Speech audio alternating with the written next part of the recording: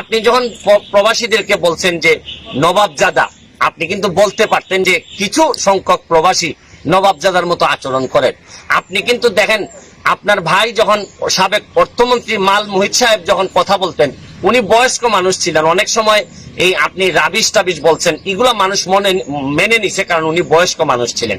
কিন্তু আপনি যখন তার ভাই হয়ে, আপনি একজন শিক্ষিত মানুষ হয়ে যখন আপনি একদম জেনারেল ভাবে কথা বলেন যে প্রবাসীরা নবাবজাদা, তখন সব প্রবাসী তো আর আমার মতো ব্যারিস্টার না, আপনার মতো এরকম ফ্যামিলি থেকে আসে নাই যে আপনার সব এরকম বলিষ্ঠ কথা এবং লুকানো কথা, ভিতরের কথা সব স্বাভাবিকভাবে মেনে নিবে। প্রবাসীরা এমনি থাকে দুনিয়ার কষ্টে। প্রবাসীরা যেখানে নিজের দেশের বাইরে থেকে মানুষ একটু সম্মান আশা করে, মানুষ একটু সম্মানের সাথে কথা আশা করে। আপনি যখন বলেন যে প্রবাসীরা আসতে পারে, আপনি বিভিন্ন কথা বলছেন যে লাখের লাখ মানুষ আসবে।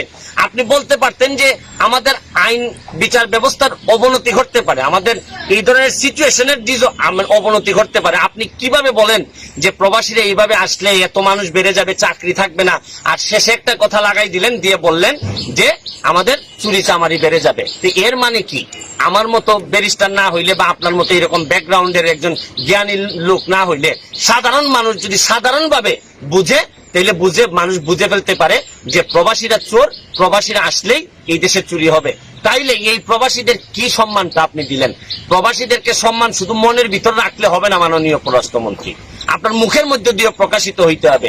আপনি খেয়াল করে দেখছেন, আপনি প্রতিবারই 1 মিনিটের একটা বক্তব্য দেন, এইটা বোঝানোর জন্য আবার 5 মিনিটের আবার আরেকটা বক্তব্য দিয়ে বলতে হয় যে না আমি এইটা বলি নাই, আমি এইটা বলি নাই। তা আপনি মাননীয় পররাষ্ট্রমন্ত্রী হয়ে, বাংলাদেশের মুখপাত্র হয়ে যদি আপনার প্রতিটা বক্তব্যই যদি আপনাকে এক্সপ্লেন করে বুঝাইতে হয়, তাহলে এই পদের যোগ্য আমি মনে করি যে আপনি না মাননীয় পররাষ্ট্রমন্ত্রী। বরং আপনি আরো ভালো কোনো পদ যদি থাকে, আমি মাননীয় প্রাইম মিনিস্টারকে বলবো যে উনারে আরো বড় যদি ভালো কোনো পদ থাকে, যেখানে সব মনে করেন যে সৈয়দ বংশের লোকজন থাকে, খুব ব্রাহ্মণ সম্প্রদায়ের লোকজন থাকে, ওই জায়গার দায়িত্বে ওনারে দিয়ে দেন। কিন্তু সাধারণ মানুষ, নির্যাতিত নিপীড়িত মানুষের নেতা হিসেবে আমি মাননীয় পররাষ্ট্রমন্ত্রীকে বলবো যে